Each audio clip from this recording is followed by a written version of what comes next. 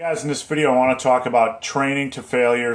I want to share a few thoughts on training to failure with you, maybe some things that you haven't considered. Before I get into that topic, guys, I encourage you to stick around to the end of this video, find out how you can reach me with your questions and or comments. So over the years I've heard all the information you can possibly imagine on training to failure. Having started training back in the late 80s, I've heard it. I've heard, all the dogma both ways. You should never train to failure. You should always train to failure. You have the heavy-duty guys or the HIIT guys who want you to maximize every set, and the only way they see fit to maximize every set is to take it to complete muscle failure. And then you have the other side of the coin, which will say never, never, never take it to failure. You never need to take a set to failure.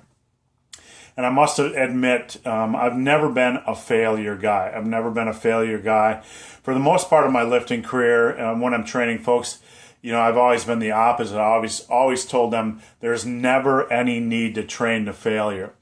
But I just want to, I want to caveat that a little bit and talk about that, because over the last several years, I've kind of changed my opinion in one sense when it comes to training to failure. And here's how I've changed my opinion. There are some exercises where there's just simply not a physical toll when you do train to failure. There's not a lot of risk. It doesn't really increase your risk of injury. It's really easy to train to failure without without it placing some kind of huge physical toll or physical burden on your body. And here's what I mean by that. Like if you're training deadlifts or you're training squats, and your goal is to take those lifts to failure. Once you start getting several reps deep into this set, it's because it's such a huge compound exercise, things are going to start to break down. There's so many links, vital links in the chain, that when one of those links starts to break down, it'll start to impact the others. So when your form really starts to deteriorate in the squat or deadlift, you still might have a couple reps left in. Now, if you push those types of exercises beyond this point where your form starts to get spotty, you're really increasing your risk of injury. You're really increasing the chance that you're going to take some additional punishment or place some extra physical burden, unwanted physical burden on your body. There are on the other side of the coin, there's exercises that really don't place a lot of extra physical punishment, physical burden on your body when you're training to failure. Like when I'm doing barbell rows, for example, I can be knocking out like 5 reps, 6 reps, 7 reps, and all of a sudden I'll hit that rep where things just aren't going to go. My form stays pretty tight, but for me, on that type of exercise, I just get to the point where I can't complete a rep. There's not like some intense form breakdown when I'm doing pendlay rows.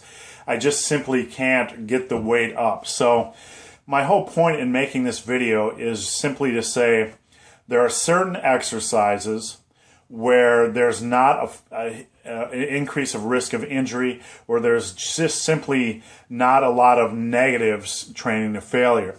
So where some guys sit and tell you never train to failure, and some guys sit and tell you always train to failure, I don't believe that there's a standard answer for all exercises. Each exercise is different, and I encourage you when you're training not to obsess about training to failure, because it's simply not needed to get bigger or to get stronger. But on the other hand, if you find that a certain exercise isn't taxing and doesn't, cause you to pay some huge physical toll when you're training to failure, it's okay to train to failure on that exercise. So guys, hope this video has been of some help. If you have any questions or comments, there is a link below to a Q&A. Come on over, ask me any questions you want on strength training, muscle building, diet, nutrition, supplementation, or motivation. And guys, I also encourage you to check out my new book called Massive Iron. That is linked below as well.